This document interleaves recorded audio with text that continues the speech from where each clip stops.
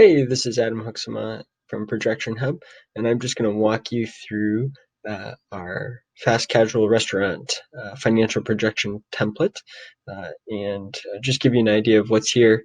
The first thing that you need to know is that any cell that's highlighted in blue throughout the model is an assumption that you can change without breaking anything in the model. The second thing is if you're comfortable with Excel, if you do purchase this template, what you're going to get is a fully unlocked Excel file with all the equations, and so you'll be able to jump in here and customize to your heart's content. I don't think you'll need to do that too much. I think we have a pretty solid template here that will work for a typical restaurant, but want to let you know that that is possible. So I'm just going to walk you through the template so you can kind of see what's here. First thing on this assumptions tab, you can enter in just various general assumptions. So your starting cash balance, start date of the projection. You could add investors. You can add accounts receivable terms, inventory assumptions, and then you can add fixed assets. So leasehold improvements, furniture, fixtures in the restaurant, and then kitchen equipment, all can be entered here. And then for many of you, you might be looking to get an SBA loan or some sort of bank loan. You can enter in up to 4 different loans here with different terms and enter in all those assumptions. Now on the input revenue tab here, sorry, let me just get to the top. We have this idea of customer acquisition. You can have an advertising spend that you're going to use to try to acquire new customers. And so you'll have some cost to acquire every new customer.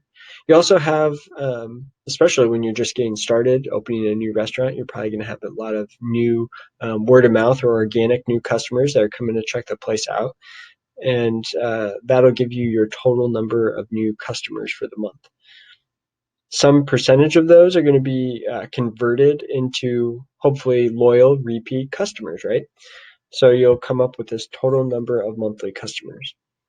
From there, we have assumptions for how many times does a repeat customer end up coming to the restaurant each month.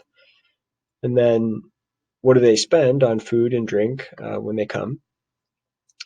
We also have a slot here just to give you the ability to enter in some catering revenue if you also do some outside catering or group events type of a thing that you want to model in here as well. And so that is the revenue side of things. Then you'll be able to enter in your cost of goods sold, so your direct material, which in this case is your food cost, and then your labor cost. You can enter in here as well for both food and drink as well as catering. And then entering in your general operating expenses. So this tab is pretty flexible. You can enter in different expense categories, and then you can enter whether it is a fixed amount. So for example, rent is probably going to be a fixed amount every month, right? But let's say your credit card processing fees are really a function of how much revenue you have. So they're a percentage of your total revenue, typically, because they're gonna charge you every time you swipe a customer card. And so here we have the ability to put in 2% for this example as a credit card processing fee, 2% of total revenue. Then you can enter in your different salaried positions. So cooks and servers would probably be already accounted for in your cost of goods sold, but managers' salaries would be entered on this page.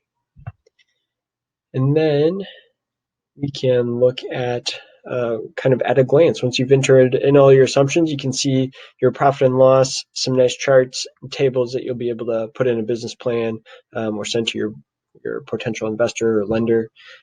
You'll be able to look at your income statement summary by year, cash flow statement summary by year, balance sheet.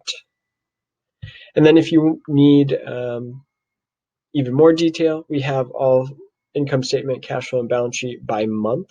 A lot of times the SBA will ask for monthly projections, at least for the first 18 months of a new startup. So this will meet that criteria. And that is really about it. If you have any questions as you're thinking about this, just reach out to us at support@projectionhub.com and we'd be happy to help. Thanks.